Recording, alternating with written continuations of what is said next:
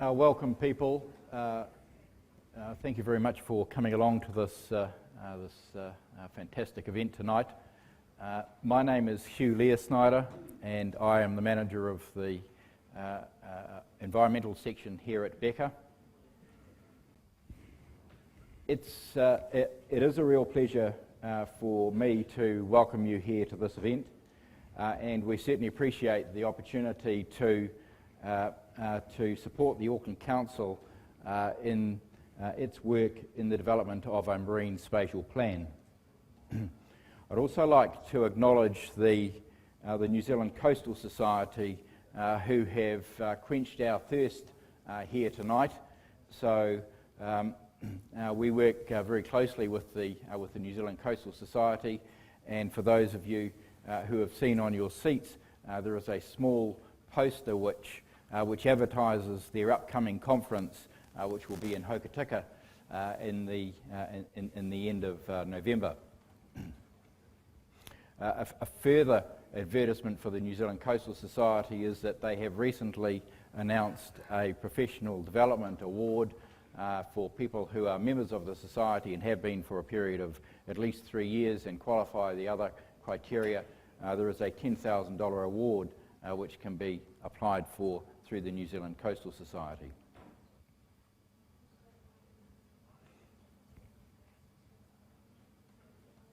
We're just working here in tandem. See, this is how I like to operate, because I'm not very good with the electronic side of things.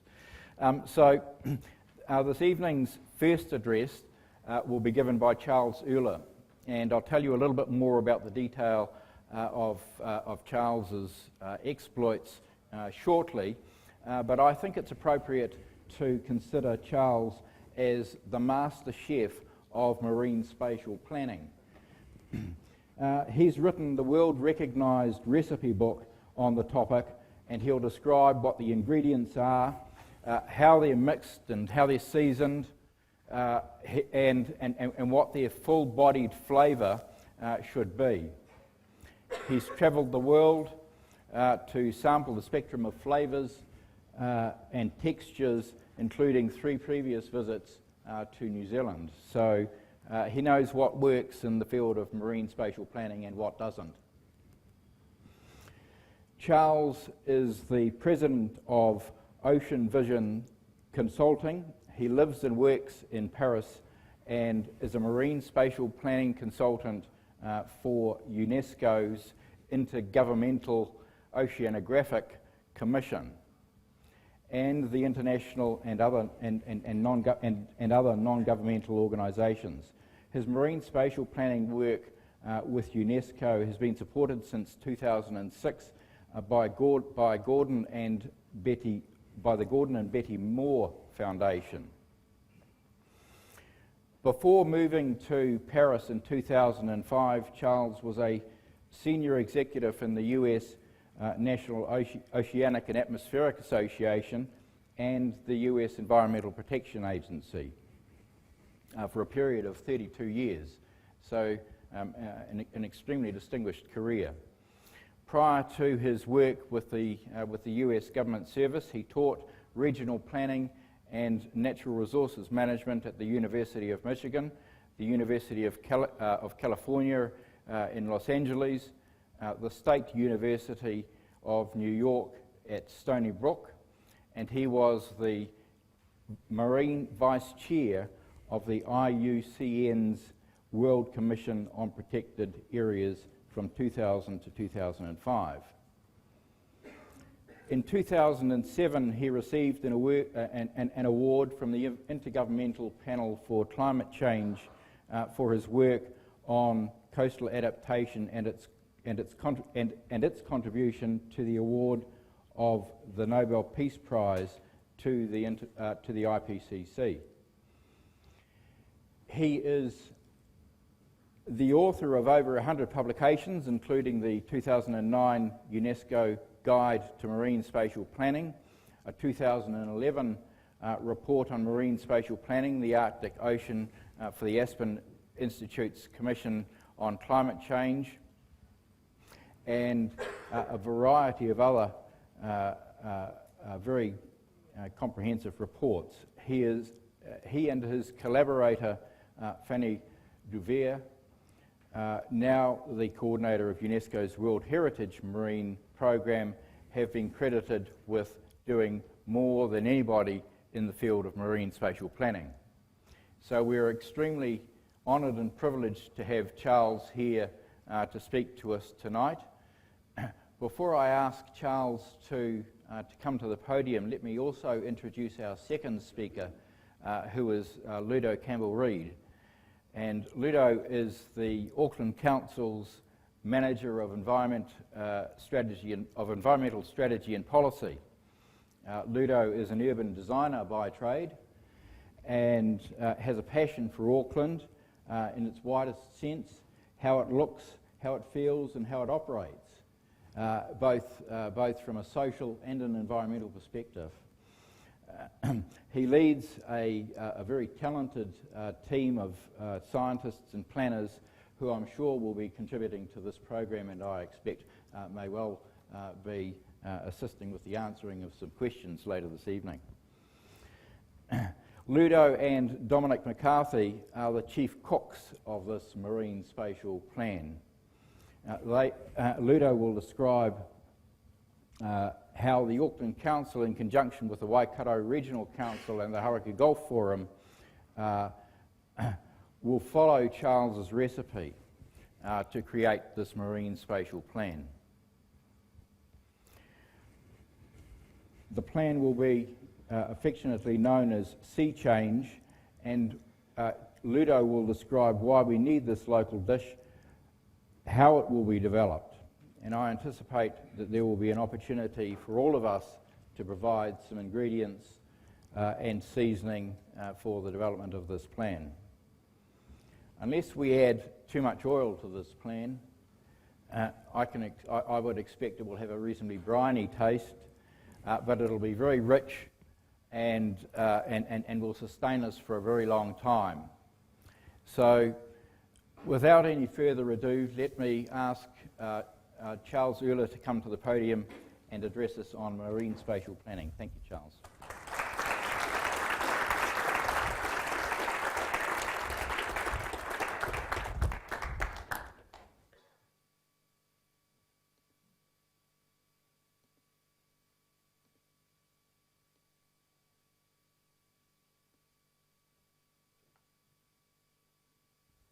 Thank you very much, Hugh, for that very nice introduction. I hope I can live up to the expectations, especially the idea that I'm a chef. In fact, I am a chef. I like to cook, and am forced to cook because I live with someone who doesn't do any cooking. So it's very apt. I think it's a good start. I do want to disabuse everyone of the idea that I am here to give you a recipe, because there is no recipe for doing what we're talking about tonight, marine spatial planning. There are lots of different ways to do it. There are many different experiences that over 35 countries have had with marine spatial planning so far. So there's no one way, there's no one best way.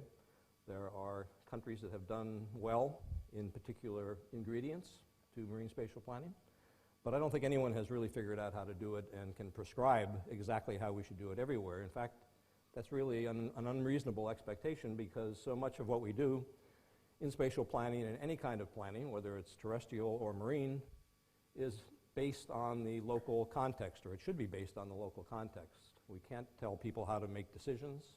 You have your own way of doing business in New Zealand, just as China or Germany or Canada has their own way of doing business as well. So there is no way to do it. There's no one best way to do it, certainly. I was told the other day when I made a presentation at the Auckland Museum that you sort of had to establish your experience and your credibility before you begin talking, or no one would believe you. So I wanted to just show this one slide. That's me in the middle, 34 years ago.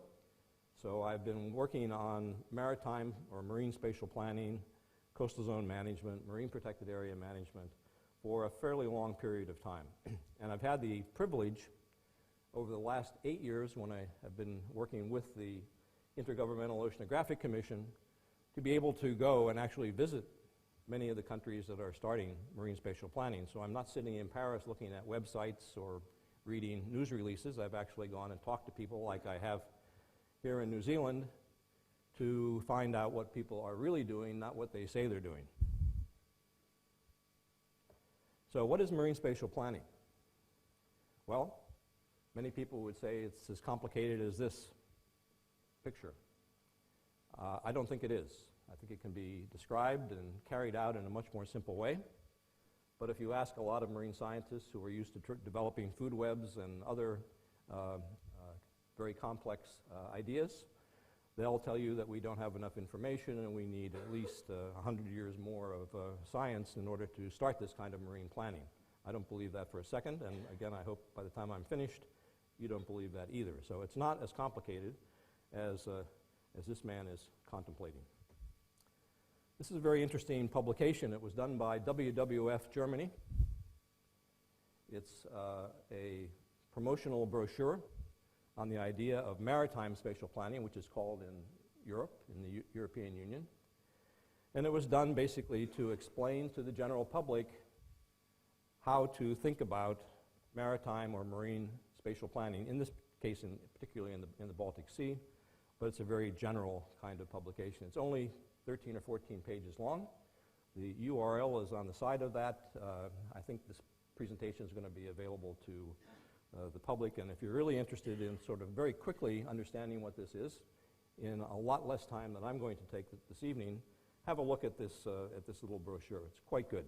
In fact, I was asked by a publication to recommend the top 10 publications in marine spatial planning, and I put together a lot of technical stuff, scientific papers and things that actually my colleague and I had written. But this publication also appears in my top 10 list, so I think it's something that you should have a look at if you want to go a little bit further than I will tonight.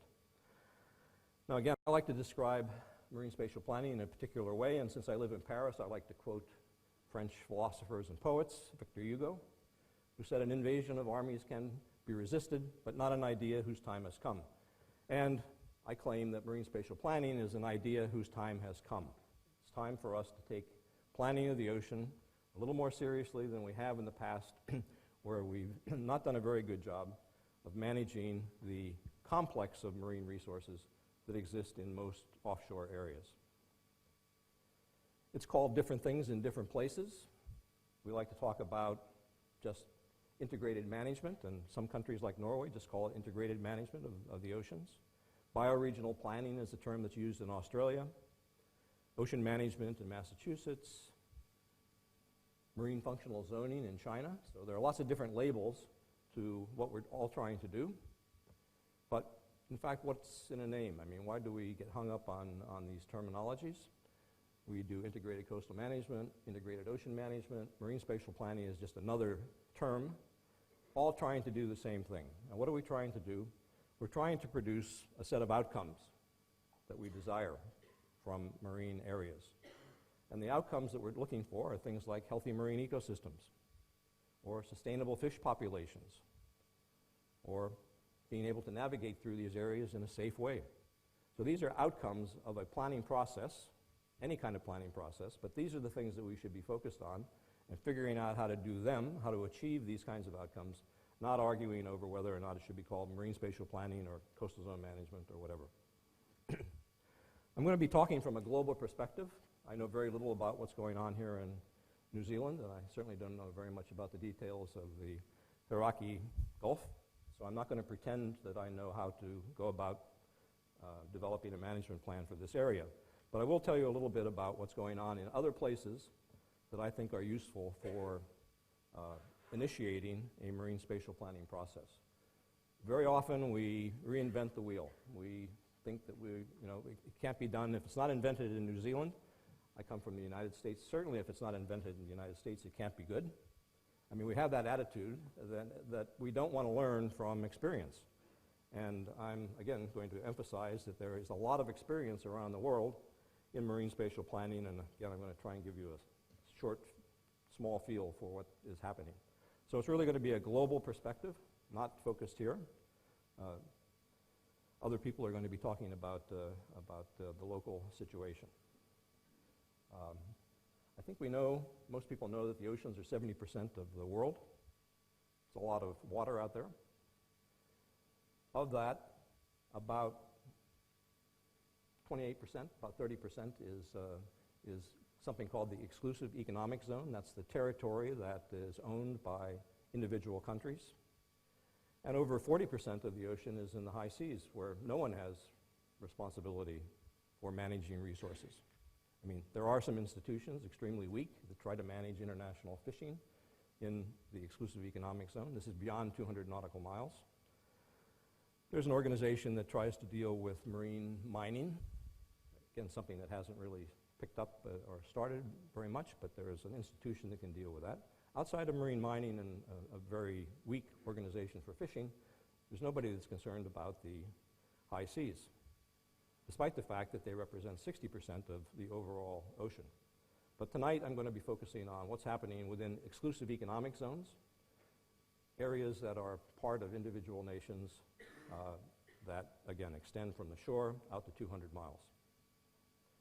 There are, as I said, some things that are happening in the high seas. For example, they're beginning to issue permits for exploration of marine minerals in areas beyond national jurisdiction. So this is a big leap forward. It's going to be an interesting situation over time, but I'm not going to talk very much about those kinds of things. So the EEZ, the Exclusive Economic Zone, again, is the area that is adjacent to land areas. It is beyond something called the territorial sea, which is out to 12 miles. But from 12 miles to 200 miles, it's the exclusive economic zone.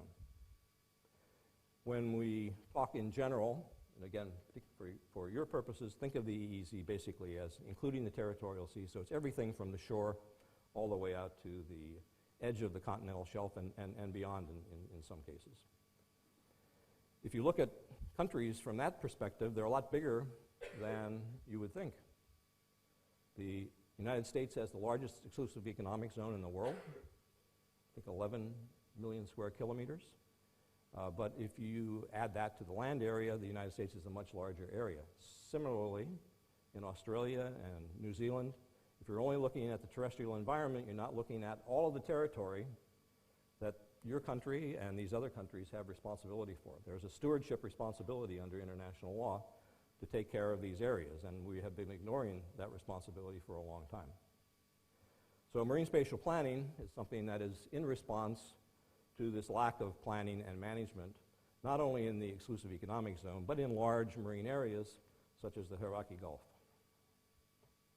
I'm going to explain this fairly simply. I think, again, it's not necessary to get into the nuts and bolts of modeling and decision support systems and all the things that planners like to think about.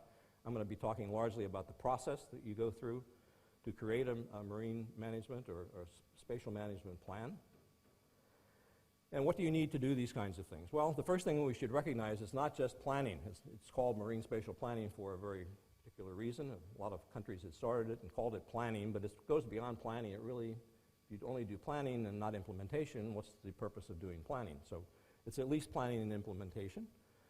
But if we're going to talk about adaptive management, and that's sort of the jargon that we use in planning these days, we don't talk about developing a master plan for the ocean. We don't talk about developing a blueprint, which some people like in terms of the marine environment. The blueprint idea is appealing to marine scientists and others. It's not a blueprint. It's not something that's going to be forever. We know that there's a great deal of uncertainty in our planning. There are a great deal of other factors that are going to affect what's going on in the ocean, such as economics and technology change and lots of other things. So you need to have a monitoring program, you need to have an evaluation program, and eventually you need to adapt plans in order to have an effective management system. But you just don't need those elements of planning, you need other dimensions of the planning process. And I'm going to talk a little bit later about political will, very important, authority, having clear authority before you begin spatial planning, financing. Oftentimes we start planning without adequate financing and we run out of money or we don't have any money to do monitoring, and I think you know those kinds of problems. Stakeholder engagement, very important. Again, this is a new way of doing business, particularly in the marine environment, to a certain extent even in the terrestrial environment. We don't do planning like we did 10 years ago, 20 years ago, 50 years ago, certainly. People are involved. They should be involved in planning, because planning, again, is a social and political process, not just a scientific and technological process. Clear objectives. It should be obvious that we need clear objectives to undertake any kind of planning, but it's particularly important to have very clear, measurable objectives to the extent we can make them measurable. If we're going to do monitoring and evaluation, we want to know what works and what's not working. And if we don't have any clear idea of where we're trying to go and how we're going to measure where we're going, then it's sort of pointless to pretend that we're going to do adaptive management over time. We need analytical capability or capacity. Stakeholder engagement is critical. It's very important. Should be an essential part of any planning process. But stakeholder involvement will not produce plans. You need a technical capacity in order to do that, to support the planning, the stakeholder involvement, to be able to develop plans. You need best available information. You don't need perfect information. Again, in the marine environment, we have a long way to go to develop even very basic physical information, let alone all the social and economic information we need for planning. And lastly, you need a vision. If you have all these things, chances of success are fairly high. So what is marine spatial planning? This is a definition that a group of us came up with, 2006, published in 2007. About 50 marine scientists and planners met in Paris at UNESCO at the first international workshop on marine spatial planning in order to sort of come up with some terminology and some idea of the process that we would have to use in order to develop these kinds of plans. And our definition has basically now become a fairly common one and used all over the world, and that is it's a public process. It's a decision-making process that has to be public. It can't be done in boardrooms. It can't be done on the street. It's got to be done through some kind of an organized process, and it has to be public. It involves analyzing and allocating resources. And everybody says, oh, we're going to allocate marine resources? How can you possibly do that? Well, that's what planning is about. If we do talk about military planning, we organize assets to win wars. If we're doing business planning, we want to organize the assets that we need in order to make a profit by producing some product or service. So there's definitely an allocation aspect of planning. And we're talking about allocating the spatial and temporal distribution of human activities in the marine environment. And again, that's sort of scary to a lot of interests, because many interests have never been told where to go or what to do or how to do it in the marine environment. And the purpose of all of this is to achieve some kind of balance between or among ecological, economic, and social objectives that are usually specified. They're already specified by some political process, and they're often found in legislation and regulations and other public documents. This is an ad for the organization that I am a consultant to. I only put this up here, again, for advertising purposes, but the URL, the website that's on there, has a lot of the information that I'm talking about tonight. Describes the process in more detail than I have time to do. It describes the 35 cases that are being pursued around the world. And it has a lot of information and publications that are not available easily, that would take you years to do, but they're all 150 publications roughly are on this website. So have a look at that if you really want to get into marine spatial planning in a little more active way. Now, why do we need marine spatial planning?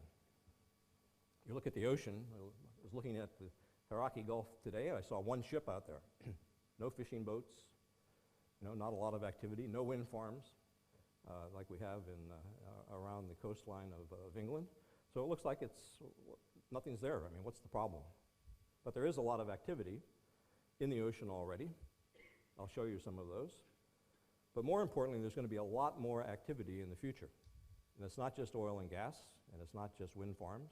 There are other things that are coming as well. Aquaculture in a big way in many countries, and again, I've heard some plans for the Hauraki Gulf with respect to aquaculture, offshore aquaculture. A lot of recreation, increasing recreation, marine environment. And all these things are taking place basically in a very limited amount of space. It has not always been like that. Up until the Industrial Revolution, the ocean sort of looked like this. There were some ships for exploration or military purposes. There was a little bit of fishing activity. They really didn't conflict with each other. There was a lot of room out there, and we didn't need any kind of management or order for these kinds of low-density activities. This is the same space today in many places, where you have interest in creating networks of marine protected areas, constructing offshore wind farms, increased transportation, still military operations, oil and gas, et cetera, et cetera. So it's a complicated world out there, and it's getting busier all the time. One of the early countries that had any experience with marine spatial planning was Belgium. Tiny country. It's a tiny country in many dimensions, including its shoreline. It's got a very short shoreline. It has an exclusive economic zone that is about the size of the Hauraki Gulf. So it's not a big area, but it is heavily used. In fact, the University of Ghent in Belgium did an analysis of all of the permits that had already been issued for various activities at sea. And the conclusion of their analysis was that you've already allocated, Mr. Minister of the North Sea, you've already allocated 2.5 times the amount of space that you have available. So obviously there were some conflicts in space. And this is an exaggerated map. You don't have to believe that all of these activities are overlapping, and even in the case where activities are overlapping, it doesn't mean it's a conflicting use. So you have to take this somewhat as a cartoon, but it gives you an example of the kinds of overlaps and conflicts that occur in an area that is heavily used and, again, in a relatively limited space. Now, the Minister of the North Sea saw this diagram and said, well, you know, I've been told by the European Union that I have to create more marine protected areas. And the ministry, the Energy Ministry, has come up with a goal of creating 20% of our electricity demand from offshore wind. And how am I going to do that? Where am I going to find space for these new activities? And again, the need for some kind of plans to sort this out were pretty obvious. So what are the drivers of marine spatial planning? Well, a lot of it comes from interest in marine conservation. I don't think it's any mystery that most marine environments are deteriorating. Certainly those that are around near coastal areas and heavily used are suffering. The idea of marine spatial planning or maritime spatial planning came largely from concerned scientists who were looking for a means to deal with some of these kinds of conflicts, and slowly it began to involve planners in that process over the past 10 years. Offshore energy, again, is a big driver, particularly in Europe and in other places as well. The United States has been trying to get a permit for a wind farm, a single small wind farm with a few turbines, for 13 years. The proponents of that wind farm, company that's trying to get a permit from both the state of Massachusetts and the government, dearly, desperately want marine spatial planning, because that would give them some certainty in their investment decisions. And that's why a lot of industries, particularly new industries, and particularly those that have heavy investments in infrastructure, like marine spatial planning. It is something that can create a more certain investment environment for industry. So it's not just only marine conservation. Again, there's a lot of activity in places like the North Sea. These are the countries, Belgium, the Netherlands, and Germany are the countries that actually began marine spatial planning in the way that I define it now. And so what exactly is it? What are we talking about when we say marine spatial planning?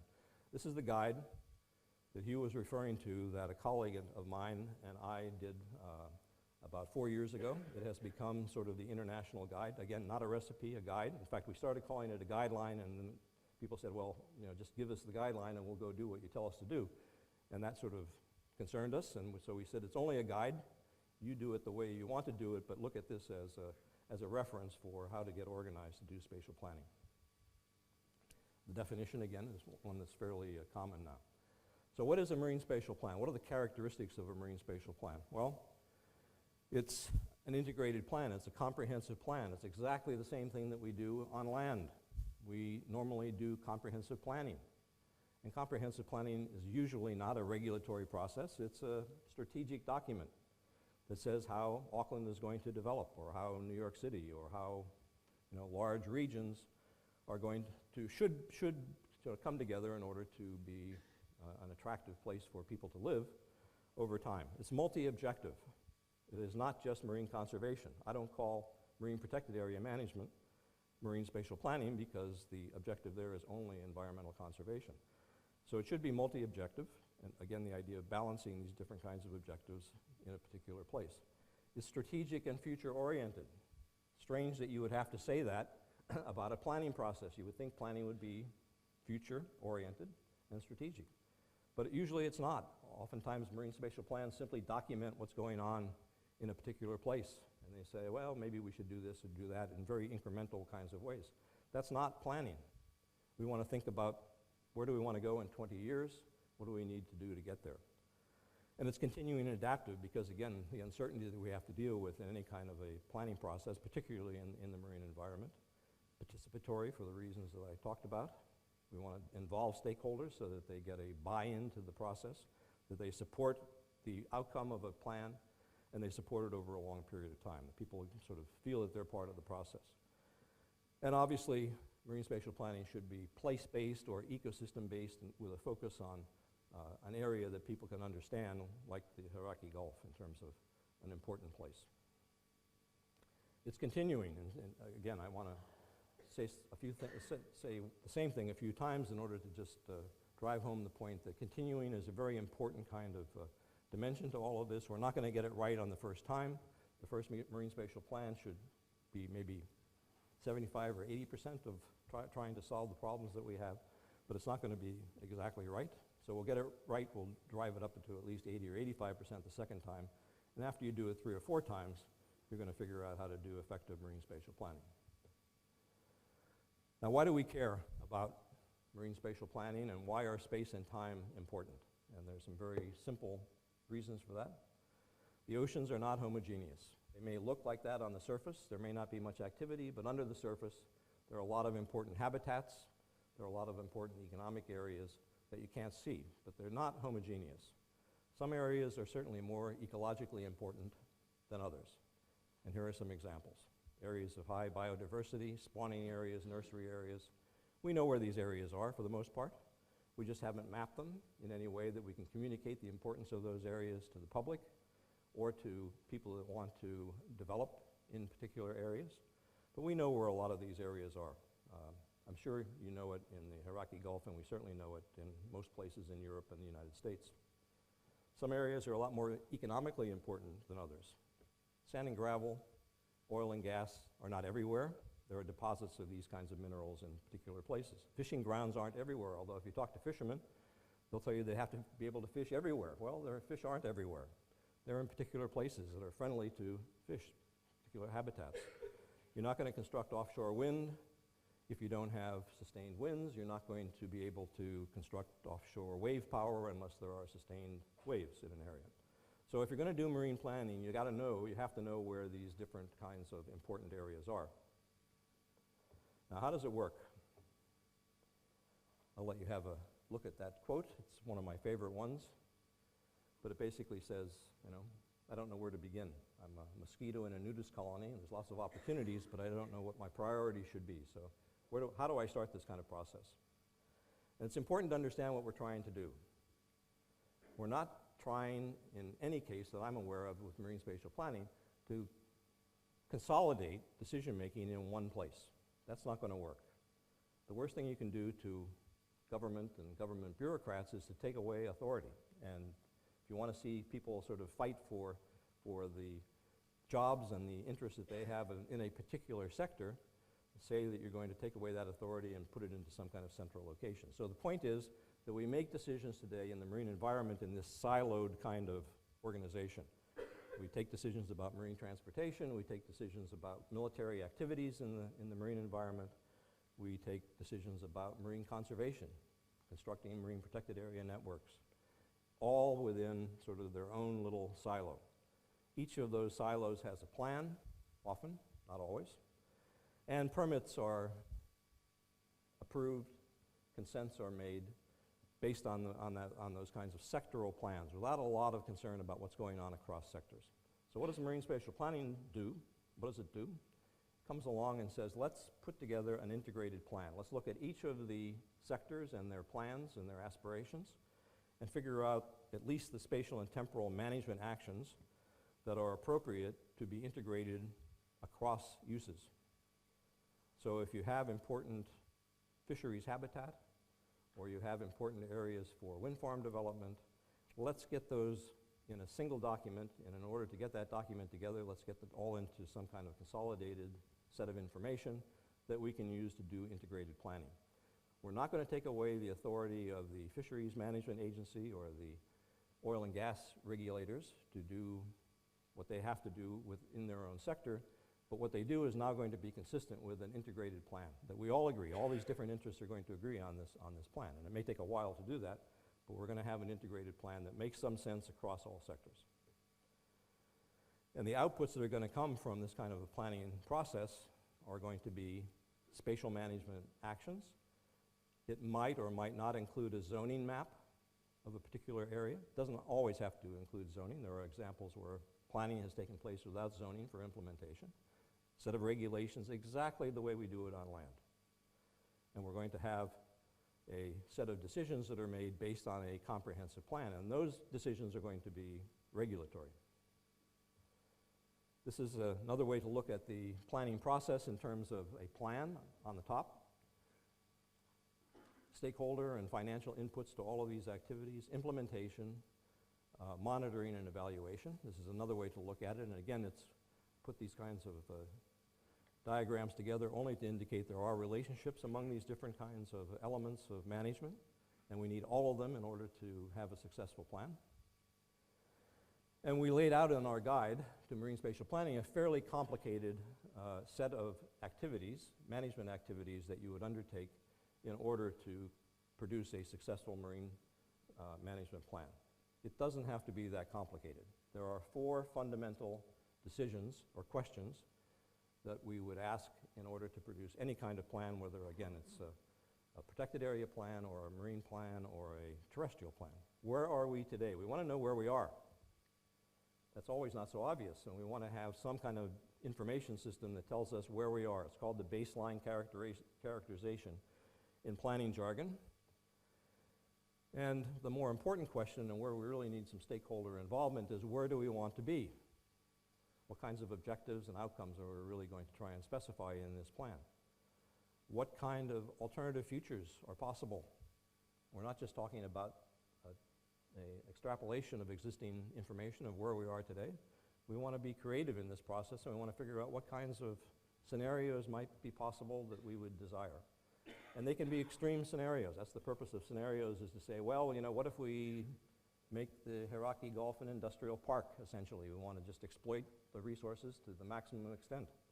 And it's going to look very different than if you say, well, we really want to use the Hauraki Gulf as a marine reserve. We're not going to do anything out there.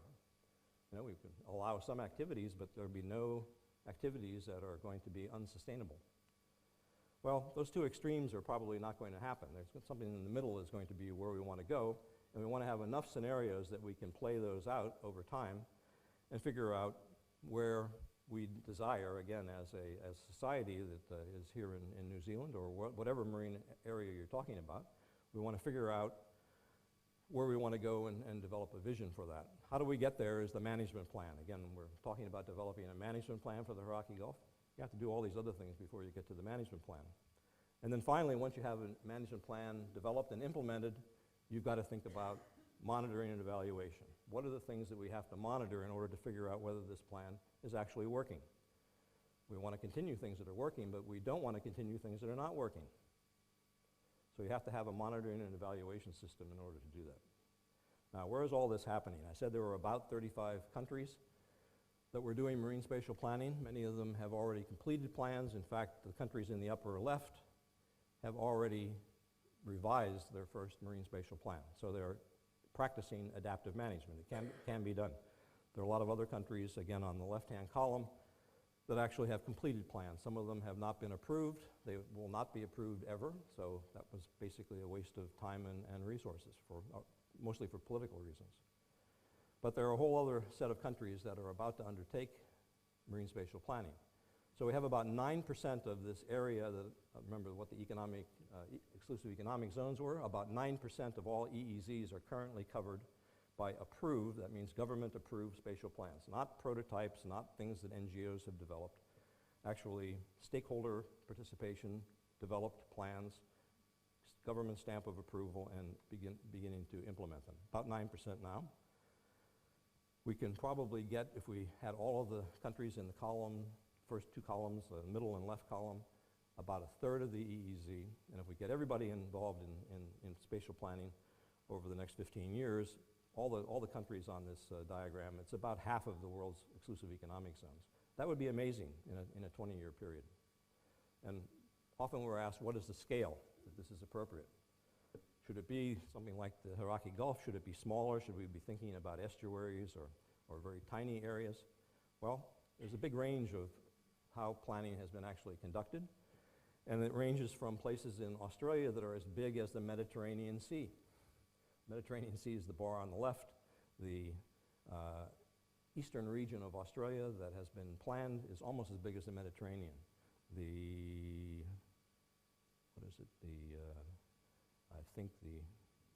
I'm looking, trying to read sideways. The southeast part of Australia is almost as big as the Gulf of Mexico. So these are very large areas, and these are areas that have already been planned. On the other extreme, there are places like Belgium. The Hauraki Gulf would wind up over here pretty far on the right-hand side of that scale. But it can be big areas, it can be small areas. It depends, again, on the kinds of problems you're trying to solve. So what are some examples? I'll give you a very simple example, one that has been put in place that tries to balance, again, primarily ecological and economic interests, a little bit of social objectives as well, in a national marine sanctuary in the United States. And here was the issue. Right whales, an endangered species, feed in an area off Boston, Massachusetts, northeastern part of the US. And it's a very active shipping area. There's a lot of port traffic that goes into Boston, and the traffic has traditionally cut across the very middle of this important feeding ground of right whales, and there are other whales as well. What is the result? There are a lot of collisions between whales and ships in this area. No one had ever analyzed that problem. No one ever really looked at what the distribution of whale feeding was relative to the shipping routes. And a group of people in NOAA began to think about that, look at some of the data, map it, and they figured out that if they simply shifted the traffic separation scheme going into the port of Boston a few degrees to the north, the diagonal line there going into that circle is the old shipping lane. The one that is more parallel east and west is the new shipping lane. They reduced the incidence of whale strikes by over 80%. Now, that helped the shipping industry, which had a very bad reputation when it drove into the port of Boston with a whale draped over the bow of the ship. That was not good publicity for marine transportation. It didn't cost them very much. The costs of 10 more minutes going into port, a little bit more fuel, a little bit more time. Not a whole lot, though. So this was a spatial solution to a problem, a conflict between human activity and nature that was solved through analysis and spatial planning. And this just shows you the bottom line, in particular, the red lines there is the compliance of the ships that are going into the port of Boston. So very good rate of compliance, low cost, not much effort except for the process that took a couple of years to go through the approval process to shift that traffic lane and get it on nautical charts and things like that. Norway is a good example. It's my best example of marine spatial planning, and the only reason it's the best example, it is the most inclusive example. The reason is that in most cases, fishing is excluded from marine spatial planning. Fishing is usually a pretty powerful lobbying group. Again, fishermen don't like to be told where to go. They like to be able to fish everywhere. And when many countries, including the Netherlands, said we're going to develop a marine spatial plan, the fishing industry, the fishing sector said, no way, we're not going to participate. And they didn't in the first round of planning. Norway succeeded in getting fishing into their integrated management plan. They actually have a very simple economy, marine economy, based largely on oil and gas, incredibly important to the country, the economy of Norway. Marine transportation, increasingly important because of oil shipments from the Arctic to Europe and beyond. So they have a lot more tanker traffic along the Norwegian coast, and they're very concerned about that because the third sector, nature conservation, is a very important issue in Norway, and they were very concerned about increased oil spills and other problems. The last issue was fishing, and fishing, in fact, is a decreasing activity, economic activity in Norway. It's got a fairly large exclusive economic zone. They divided it into 3 areas in 2 years, 2005 to 2006, exactly the same period that you're going to develop a plan here in New Zealand. They developed an integrated management plan for the Barents Sea, the area up here in the northern part of Norway. What did they do? Well, they did a number of things from a spatial standpoint. The first thing they did was they said they wanted to move all the marine transportation routes further offshore so that if there was an accident, an oil spill, it wouldn't affect the most valuable parts of the Norwegian coastline, which were inshore habitats. So marine transportation got moved offshore, again, or at least it's proposed to move offshore over a couple of years. Fishing was excluded from some of the important marine conservation areas. Fishermen didn't like that, but they said, okay, if other people are going to compromise, we'll compromise as well. And they moved to different areas. The oil and gas industry had a number of restrictions as well. Ice is a very important issue in Norway, so where the ice edge was affecting oil and gas activities, they said we're going to stop oil and gas activities in the presence of the increasing ice edge along this squiggly line that is in the middle of that map. And they also had seasonal limitations on oil and gas activities, exploration and development. So it's an integrated plan. The ministries that were involved in doing this and the industries themselves were all agreed to the plan, and it's been put in place and is working fairly well. Again, no plan is perfect. There are always going to be some sectors or some interests that are feeling that they've been left out or mistreated in the planning process, but this is a pretty good example of a balanced approach to integrating different planning interests and, even more importantly, integrating the regulatory regime in Norway to achieve a set of common goals and objectives. They have similar, this is the update of that plan that occurred from 2010 to 2011, about 4 years after the first round of planning was done, so it's an adaptive plan. Australia, interesting example. Huge exclusive economic zone. I think it's the 3rd or 4th largest in the world. It's the US, France, and I think then Australia. It's too big to plan as one piece, so they decided they would divide it into bioregions, they were called. And these are the 5, 6 bioregions. There used to be 5. They divided one into 2. The Great Barrier Reef was not included because it had a management plan of its own. But most of the EEZ of Australia was divided into planning regions through a process where they looked at common biogeographic characteristics of each of these regions. So they went from a fairly complicated scheme to this one of putting together regions that were similar in terms of their characteristics. And they produced a plan for each of the bioregions. Now, Australia is an interesting story because they eventually got their act together, but in the beginning, there was an Office of Ocean Management created to produce all of these plans for the EEZ of Australia. And they started in the southeast, and it's blank for a particular region there. They didn't follow the same process that they did after their first experience with planning, but they did produce a plan for the southeastern part of Australia.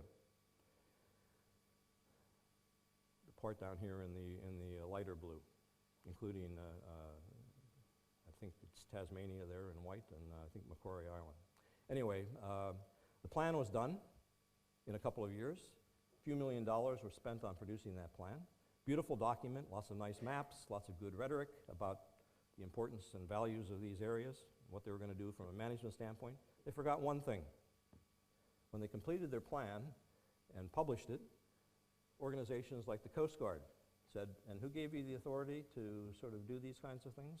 And the fishing agency said, and who told you that you could regulate, again, the Ocean Management Organization, you could regulate fishing, et cetera, et cetera. They didn't have any authority. And as a result, that plan has never seen the light of day. It was taken off the website. That photograph that I have was done about 5 years ago. You will not find it anywhere in Australian public documents. doesn't exist anymore. But so they went back and they regrouped and said, let's find some authority to do our planning. And they went to a piece of legislation on biodiversity. And so what they did was they really focused their efforts on biodiversity planning rather than multiple use planning. And the outcome of that was the largest system of marine reserves in the world. About a third of Australia's exclusive economic zone has now been designated as marine reserves through this process of planning. So something has come out of that that is going to be particularly valuable. It's also been criticized for the areas that are actually identified on there because they avoided a lot of real problems and they went for numbers rather than solutions to some of the management problems that exist in Australia, but that's another story. Again, this is the URL of the website that I talked about that has a lot of the same information if you want to get into any more detail. And I thank you all for your attention and hope you understand that this is not a recipe. I say it's simple, it's not simple, but it's worth doing. It's not easy, but it's worth doing in the end. Thank you very much.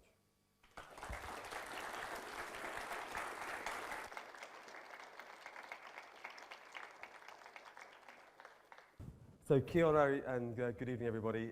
Thank you very much for that. That was wonderful, Charles. It's a real pleasure to have been asked to speak here tonight. A bit of a privilege as well to have listened to Charles really take us through a very thorough and quite inspiring sort of journey around the world and the marine spatial planning. So a really privilege to be here and listen to that.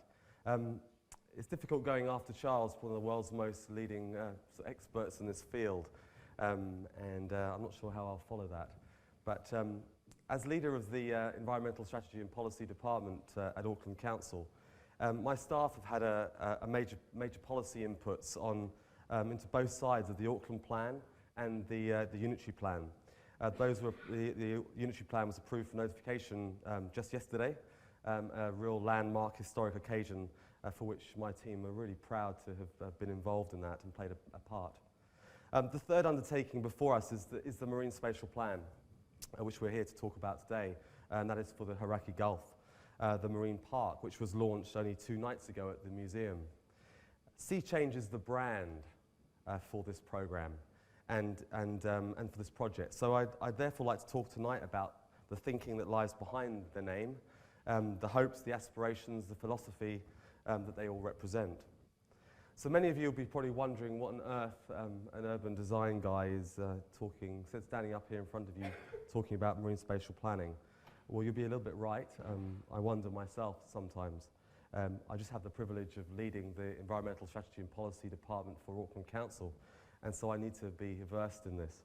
But instead of focusing on the things that I don't know about, what I thought about is I'll focus on the things that I do know about. Now, what I do know about is that we're talking about planning. We're talking about the Gulf has problems. The Hauraki Gulf Forum has clearly identified those problems. It has issues, it has conflicts, it has integrated management issues, and it needs an integrated management plan. It needs a common direction, a common purpose. And in effect, it's a land use 3-dimensional plan for the sea, for the blue bit. It's not a blueprint, as Charles talked about, absolutely right. It's not a master plan even, but it is a collaborative design process at its very heart and it's in very intrinsic level. So for me and the team, it's really about the power of collaboration, of discussing common goals, of issues, of conversations and stories, and even tonight talking to Faye earlier about her stories about the Gulf and about Auckland. I think there's a repository of information in the room and around the place, and we have to somehow bring that together. And it's around understanding common outcomes for the Gulf. The bottom line is that what we have done to date is not good enough. It's just not good enough.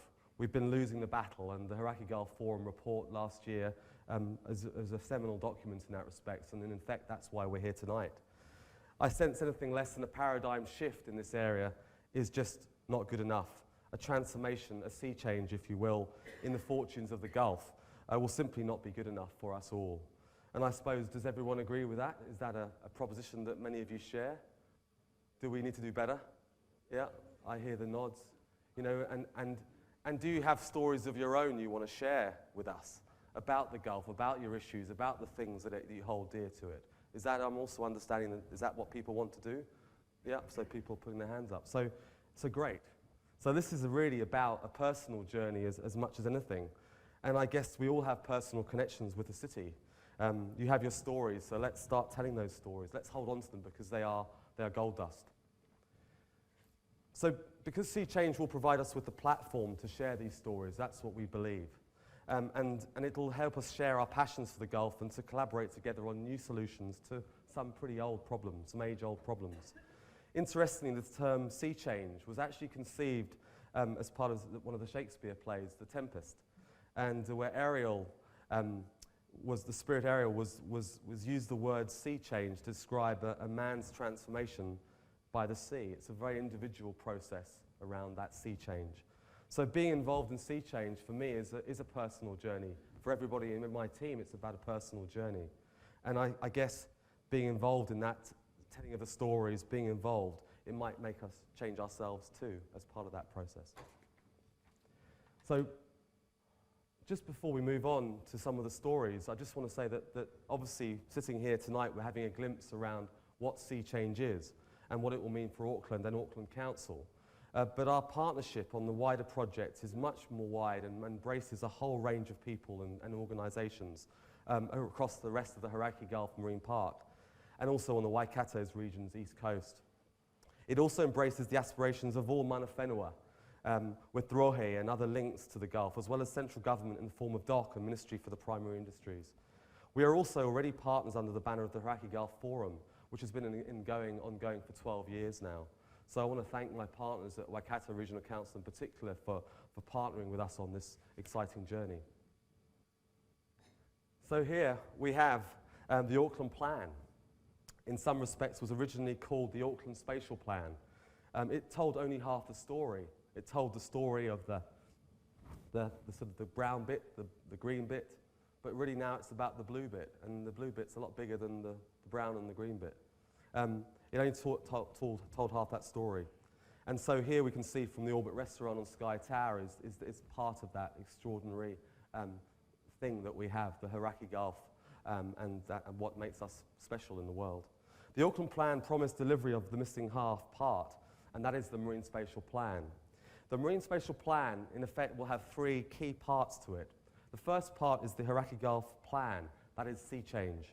The second is the Kaipara Harbour Plan, which has been led by iwi throughout the integrated Kaipara Harbour management groups. They're already doing great work out there, and we have to work with them and build them into the team and learn from them as well. And then the Manukau and the West Coast Plan. We already have 9 local boards already, and Harbour iwi forming the Manukau Forum. They already started to solidify their collective intents, so they already have begun that process, that journey. Now, with every important project, it needs a structure, it needs a governance. I haven't got time to go through the governance of this plan, but this chart shows the key governance issues which are supporting the operation of the Stakeholder Working Group. The Stakeholder Working Group is that bit here. That is the key part of this whole program. But it doesn't show really very much about the innovation and the exciting things that we're doing. But if you can see there at the back there, the project board at the top, that is really a board of all our partners where we all come together, make decisions. We have a project manager, Eddie Wrench, who's full-time working on this project. And underneath Eddie and the team sits a whole range of teams, communications people, C-Sketch teams, MSP teams, a whole range of people drawn from across the organisations represented. To the right is the delivery piece, and the project steering group is co-chaired by Councillor Penny Webster and also by Paul Majuri. So they are providing great leadership to that project steering group on which all the key decisions are made. But sitting underneath that is a stakeholder working group. This is the wider community which we want to bring into the process, bring into the conversation. It is the wider community where we have to discuss the issues, challenge the challenges, bring up the new issues and solutions, and make a plan for the future. But what the plan doesn't talk about, and what this governance structure doesn't do very well, is talk about the exciting things. So here they are. We are practicing genuine partnership with mana whenua. We're focusing on place, not politics. Sea Change considers the Hauraki Gulf Marine Park as a totality. The marine park takes in the entire east coastline of both Auckland and the Waikato regions. This is a first. We're considering the jurisdictions of local, regional, and central government to achieve the integrated outcomes. Again, that's a great opportunity to work collaboratively across all the scales. The linking also of the freshwater of the catchments within both the natural and the built areas to the estuaries and the marine environment essentially unites the teams within my department, the air, the land, the water teams, but also with the urban design teams. Again, that's the first time those two have come together within a centre of excellence for Auckland Council. So this is the chance that we've been waiting for, is to do this together. We're not only planning a body of water, but we're planning the future of a national marine park, the only one in New Zealand. And we're also striving for consensus-based collaboration with the whole community. And again, that's something that we want to do absolutely and authentically. This slide is a great slide. The process holds the potential for meaningful youth leadership in this whole process.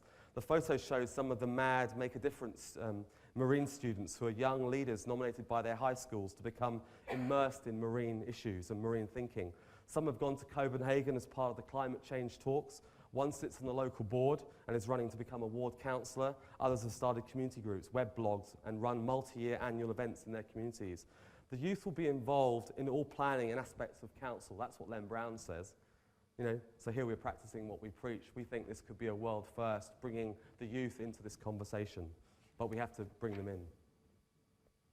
So before we move on to some stories, I just was thinking about my own personal reflections around this and my own youth some time ago. But my aunt in South Africa, which is where I spent a lot of my time, was Dr. Beulah Davis.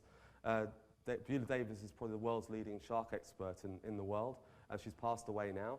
But she led the Natal Sharks Board, and she promised me a job when I grew up and when I got older, but I was too stupid and ended up, I could never be a marine biologist. I was just too highbrowed for me. But what was interesting was my passion for sharks.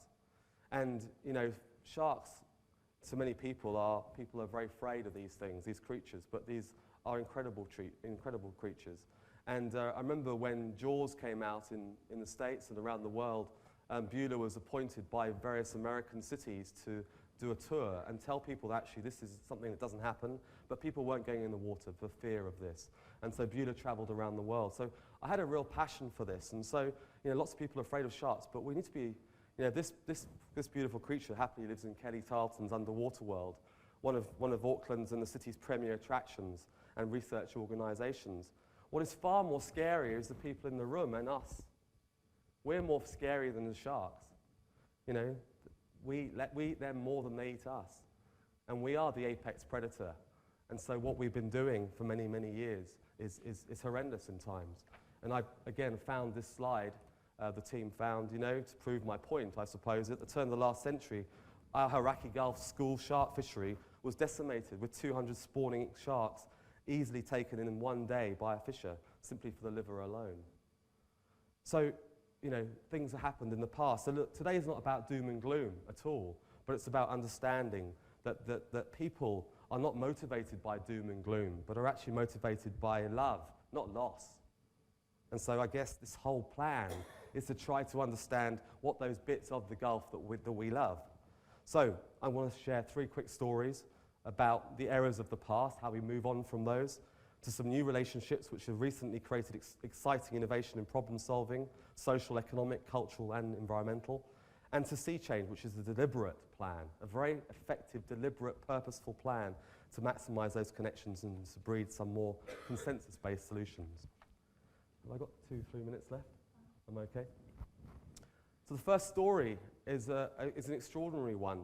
The vast area of the seafloor of the Firth of Thames and the Tamaki Strait was once a thriving, dynamic system of green-lit mussels and the ecosystems that they supported. The reef supported a rich community of fish and marine invertebrates, an extraordinary place. But a single filter-feeding mussel cleans 300 litres of seawater a day.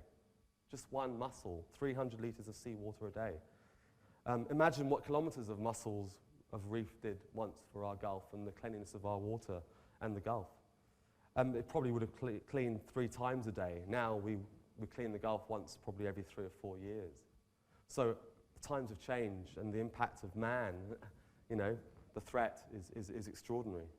But from the 1920s to 1960s, this resource was thought inexhaustible, and a dredge fishery happily brought home its catch until one day there was nothing left.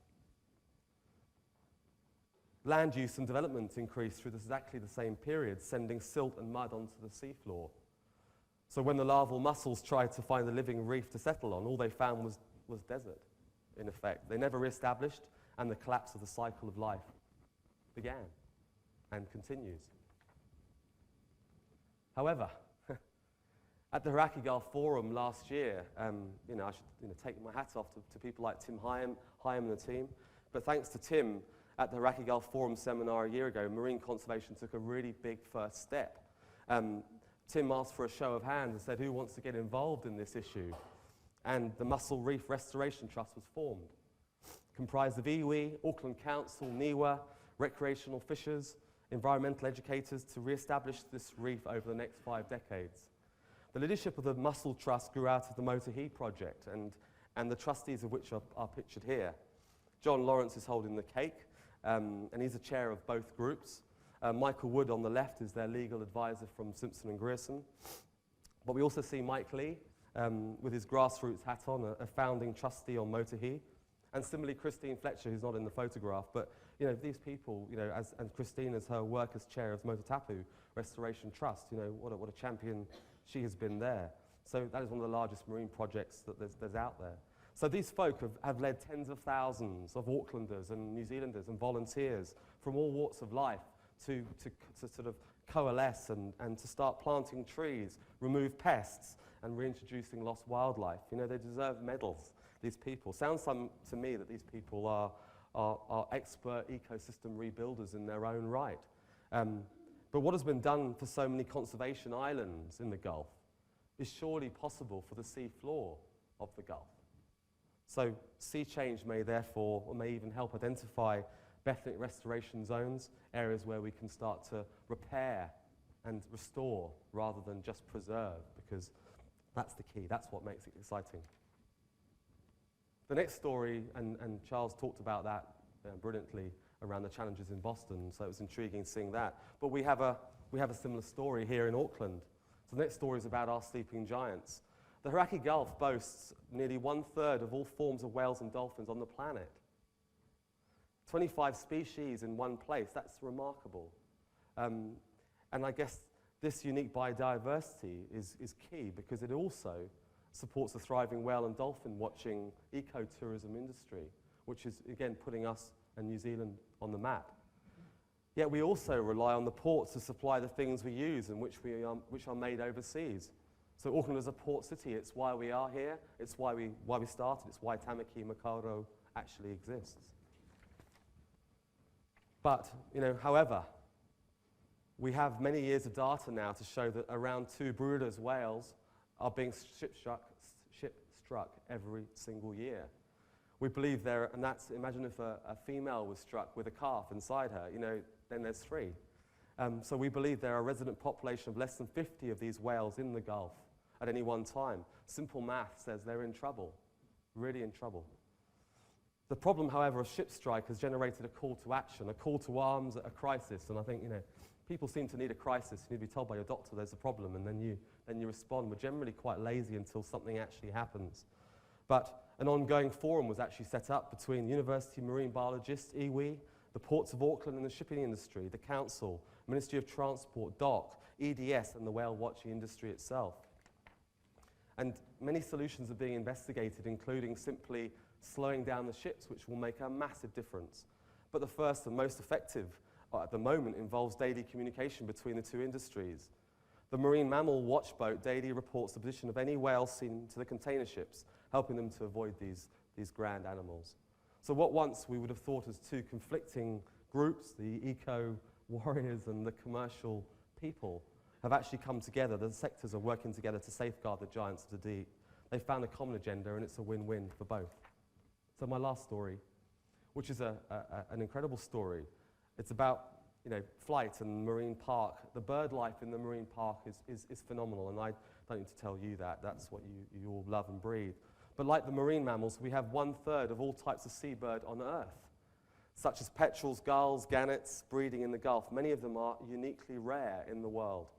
And on top of that, we have 24 species of migratory wader birds, some like the godwit, using the shell banks of the Miranda Ramsar site in the Firth of Thames and the mudflats in the Manukau to refuel on their annual migrations to the Arctic Circle. And here is a beautiful map of the migratory journeys that they are taking. But these little shorebirds migrate through Korea and China to breed in Russia and Alaska every single year. Many of the international wetlands, however, are being drained for urbanization, lessening the chance of this migratory cycle actually surviving. So their key breeding grounds are being taken away. Auckland drained much of this wetland many, many decades ago, but continues to do so. But some continue to function, such as the Miranda and also the Manukau, but 90% are gone. This is the madness of the past, the things that have changed.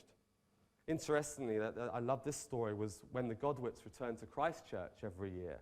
Up until a few years ago, the cathedral bells would ring when they came back. So there's